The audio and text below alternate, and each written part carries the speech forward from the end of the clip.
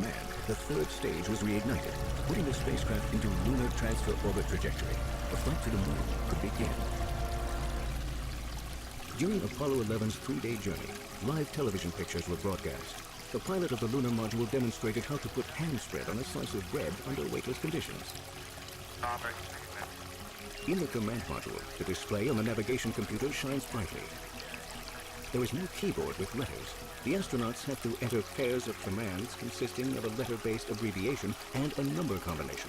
A complete moon mission requires over 10,500 keystrokes. In addition to the sextant and the navigation computer, maps of the stars are also used for orientation in space. They permit the astronauts to determine their position accurately at any time. After a 3-day journey of over 380,000 kilometers, Apollo 11 reached its lunar orbit. Neil Armstrong, who was born in 1930 and who was fascinated by flying even as a child, and Buzz Aldrin, son of an Army pilot and the same age as Armstrong, prepared to climb into the lunar module. Then, the lunar module, known as Eagle, undocked from the command module. Okay, all flight controllers, go for powered descent. Retro, go. Vital, go. Guide, go. Control, go. Telcom, go. GNC, go. Ecom, go. Sirius, go. Capcom, word, go for powered descent. Michael Collins remained in the command module and watched his comrades hover away towards the surface of the moon.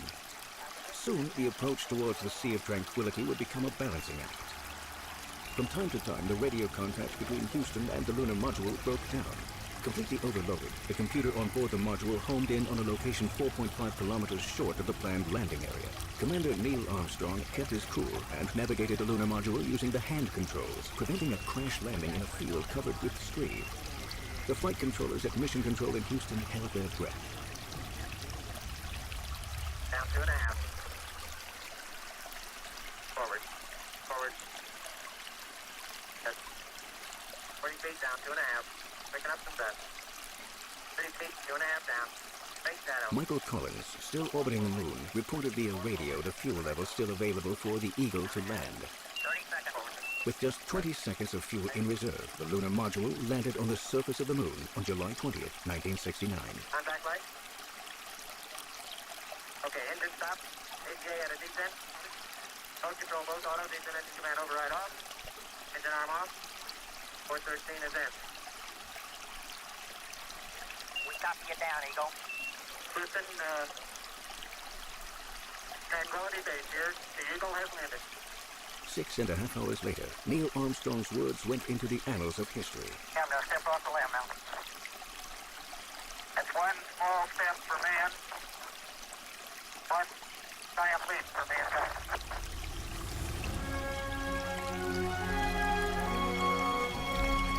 The astronauts documented their 2.5-hour extravehicular activity with photos and 16mm films. Buzz Aldrin carried a scientific platform across the moon's surface and later activated the long-term experiments. One special feature was the stereo camera, with which it was possible to take 3D photos of the surface of the moon.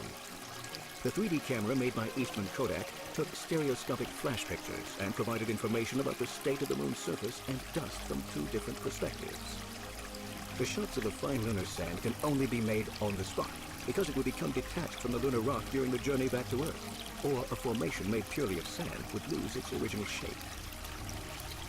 A memorial plaque attached to the ladder of the lunar module was dedicated before the return to Earth. Here, men from the planet Earth, first set foot upon the moon, July 1969 AD. Became in peace for all mankind. A heat shield protects the landing capsule from overheating at temperatures exceeding 4,800 degrees Fahrenheit. The 3 parachutes opened in time, and 4 days after leaving the moon, the Apollo 11 crew landed in the Pacific Ocean.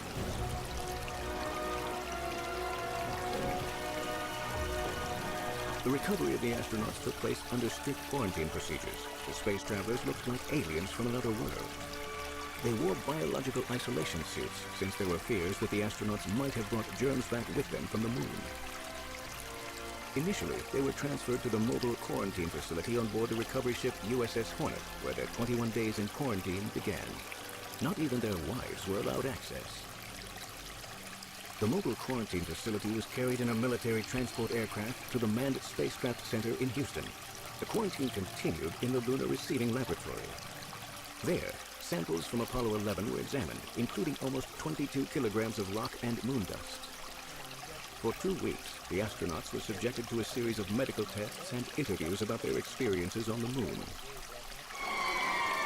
Parades honoring the astronauts were held in New York, Chicago, and Los Angeles.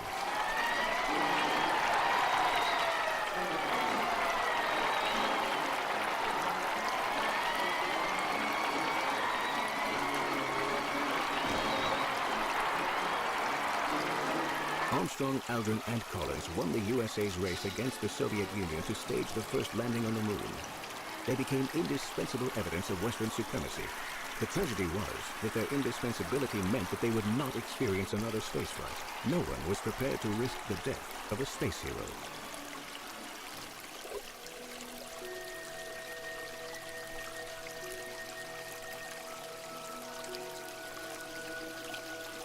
The destination of Apollo 12 was the Ocean of Storms, and the start of the trip to the moon was indeed a stormy one for the crew.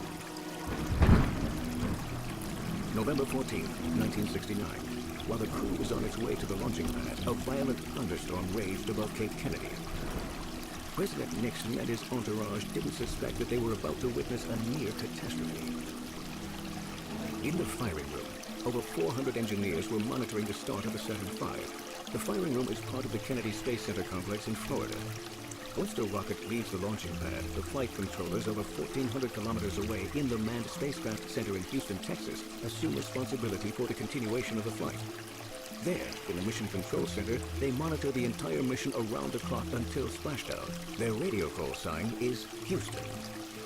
Flight controller John Aaron at Mission Control was responsible for the electrical systems on board Apollo 12. During the starting phase, lightning struck the Saturn V twice. Only Aaron was able to interpret the confusing signals on the display correctly. Neither Flight Director Jerry Griffin at Mission Control, nor the crew of Apollo 12, nor the technicians in the firing room knew the life-saving solution when all the electronics in the spacecraft failed and the mission threatened to abort. 10, 9, 8, ignition sequence start. 6, 5, 4, 3, 2, 1, 0. All engines running, commit, liftoff. We have liftoff, 11:22 a.m. Eastern Standard Time. When I get clear to the tower, I got a picture the roll program and this thing is really going. Roger, Pete. That's a lovely liftoff. That's not bad at all. Roll complete. Roger, Pete. The first lightning strike occurred 36 seconds after launch. The hell was that? Then the second strike. The firing room was in an uproar. The telemetry data from the Saturn V went mad. And back at Mission Control, no one knew what had happened. The displays on the monitors were indecipherable. Commander Conrad reported a power failure. Okay, we just lost the platform, gang. I don't know what happened here. We had everything in the world drop out. Roger. I got 3 fuel cell lights, an AC bus light, fuel cell disconnect, AC bus overload 1 and 2, main bus A and B out. John Aaron remembered a simulation which had taken place 1 year previously, an obscure switch command, SCE to aux. Apollo 12 Houston, try SCE to auxiliary, over. NCE auxiliary. What the hell's that? SCE to auxiliary. Astronaut Alan Bean flicked the switch, which then resulted in the instrument displays on board Apollo 12 once more being connected to the power system. ECOM reports the readings back. Okay, I have a good GDC and Al has got the fuel cells back on and we'll be working on our AC buses. Right, Pete, your fuel cells look good down here. We had our problems here. I don't know what happened. I'm not sure we get hit by lightning. Apollo 12 reached orbit. I think we need to do a little more all-weather testing. Amen. We have reset all the fuel cells, we have all the buses back on the line, and we'll just split up the platform when we get into orbit. Roger, Pete. That sounds good. Hey, that's one of the better sims, believe me. We've had a couple of cardiac arrests down here, too, Pete.